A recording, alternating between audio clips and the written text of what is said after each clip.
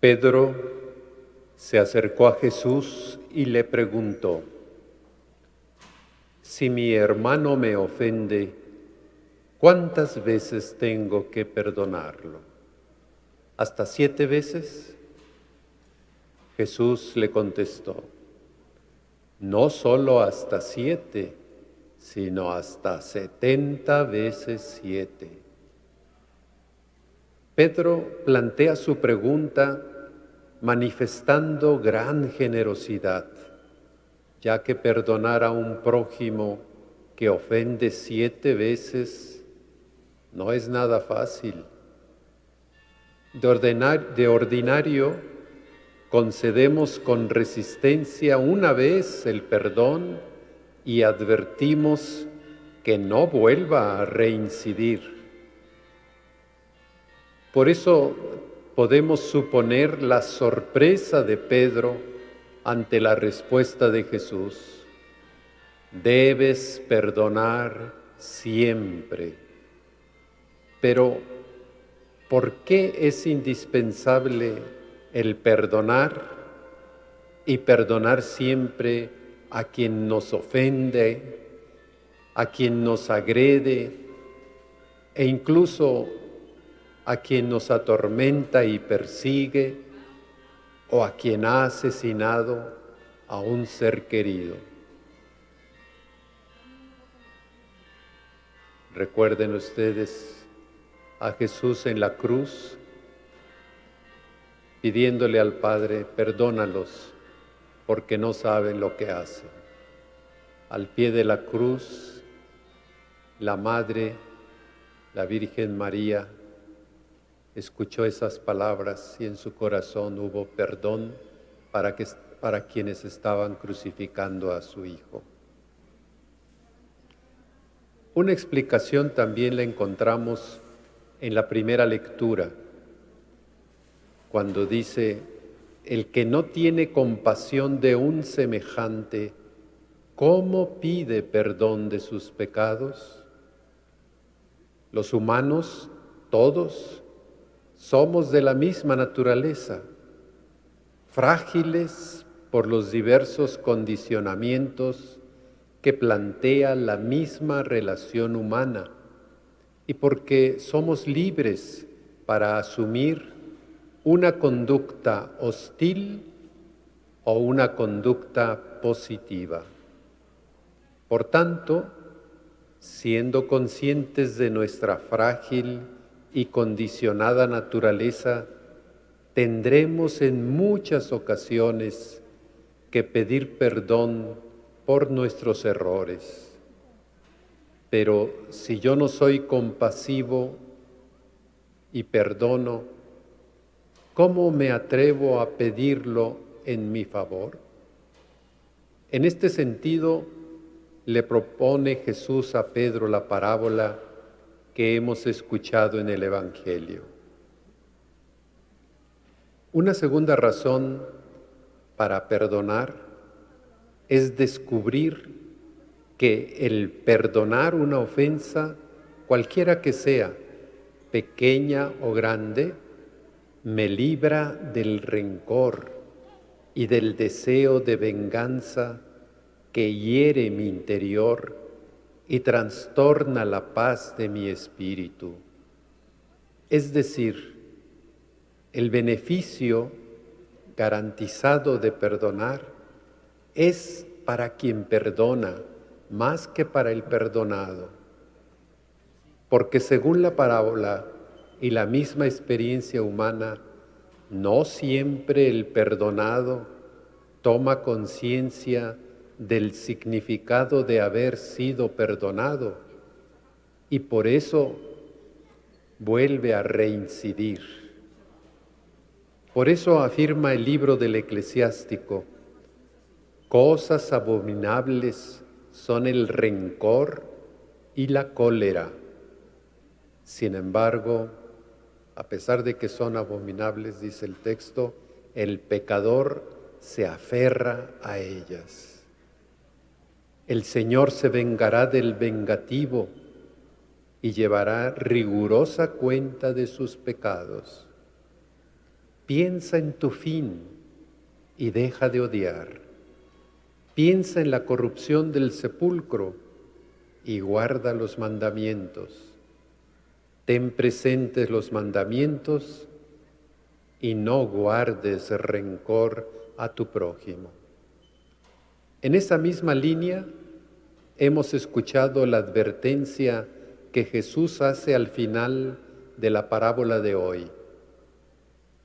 Y el Señor, encolerizado, lo entregó a los verdugos para que no lo soltaran hasta que pagara lo que debía. Pues lo mismo hará mi Padre Celestial con ustedes si cada cual no perdona de corazón a su hermano. La tercera razón para perdonar es recordar que el perdón y la reconciliación son el camino para aprender a amar. Esta razón es la más alentadora, es lo que más nos debe convencer, genera enorme disposición y esperanza en quien lo descubre y lo hace vida. Solo el perdón abre las puertas para iniciar el camino del aprendizaje para amar al estilo de Dios. Es decir, amar sin esperar correspondencia, aunque dicha correspondencia se espera y cuando llega causa una gran alegría, y quien así lo experimenta percibe la presencia de Dios en su vida. El camino del perdón conduce a la reconciliación y obtenida esta, se abre el espacio de la comunión fraterna y solidaria. Y con la comunión se aprende a generar relaciones positivas para recorrer el camino de la unidad y de la paz entre las personas, entre los pueblos y las naciones, objetivo tan deseado y anhelado por la humanidad.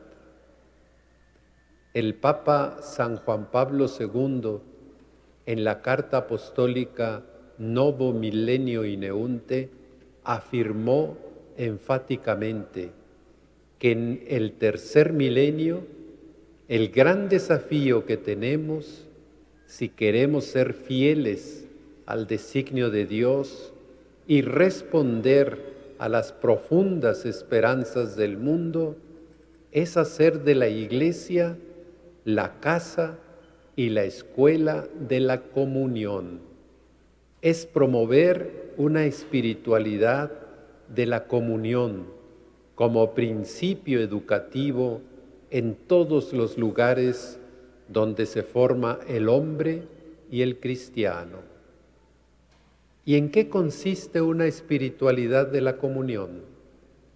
Ante todo, en una mirada del corazón hacia el misterio de Dios Trinidad que habita en nosotros y cuya luz ha de ser reconocida también en el rostro de los hermanos que están a nuestro lado. Para ello, es indispensable desarrollar la capacidad de ver lo que hay de positivo en el otro, para acogerlo como miembro del cuerpo de Cristo y valorarlo como regalo de Dios, un don para mí. Y también saber dar espacio al hermano, llevando mutuamente la carga de los otros y rechazando las tentaciones egoístas que continuamente nos acechan y engendran competitividad, ganas de hacer carrera, desconfianza y envidias. La comunión es la concreta expresión de mi capacidad para amar como ama Dios Padre, y poder generosamente servir desde la vocación y misión que haya descubierto tanto en la familia, en el oficio o profesión que realizo, en la sociedad y especialmente como miembro de la Iglesia en mi comunidad parroquial y en mi propia diócesis. La comunión lleva a la experiencia de la unidad, entendida cabalmente como puesta en común desde la diversidad, desde las diferencias tanto del pensar, del sentir y del actuar. La comunión no es, por tanto, la identificación como si fuéramos clones unos de otros.